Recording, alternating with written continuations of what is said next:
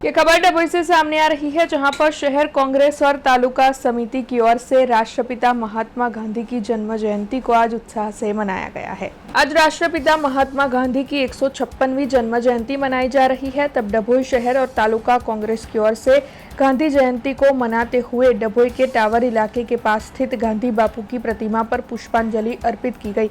इस दौरान डभोई के कांग्रेस पार्टी के अग्रणी नेता और बड़ी तादाद में कांग्रेस पार्टी के कार्यकर मौजूद रहे। तब आपको बता दें कि इस दौरान राष्ट्रपिता महात्मा गांधी को श्रद्धांजलि अर्पित करते हुए कांग्रेस के अग्रणी और कार्यकरों की ओर से गांधी जी के सत्य, अहिंसा और सादगी के सिद्धांतों को याद किया गया था। वैष्णव वजन तो तेने रे कहिए जे पीढ़ी पराई जाने रे ये निमित्ते आज बापूनो 156मो जन्मदिवस होवाथी डभोई तालुका और शहर कांग्रेस समिति द्वारा बापूनी टावर चौक सामे प्रतिमाने हार पुष्पांजलि चढ़ावવાનો कार्यक्रम राखेलो હતો।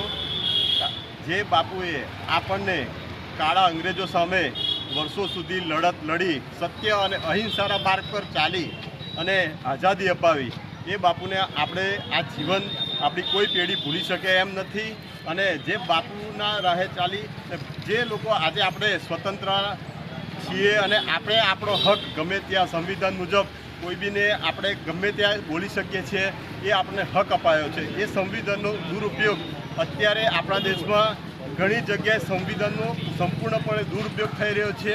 તે નિમિત્તે અમે પણ સરકારને કહેવા માગીએ છીએ કે જે કાળા અંગ્રેજો પણ નહોતા કરતા એના કરતાં તમે કર્યો છે એ કાયદા એટલા ખરાબ કરી અને કાયદાનો દુરુપયોગ કરી અને લોકોને હેરાન કરવામાં આવે છે। તો એક સંદેશ કોંગ્રેસ તરફથી પણ અમે આખા દેશમાં આપવા માગીએ છીએ કે કાળા અંગ્રેજો હતા, આ ગોરા છે।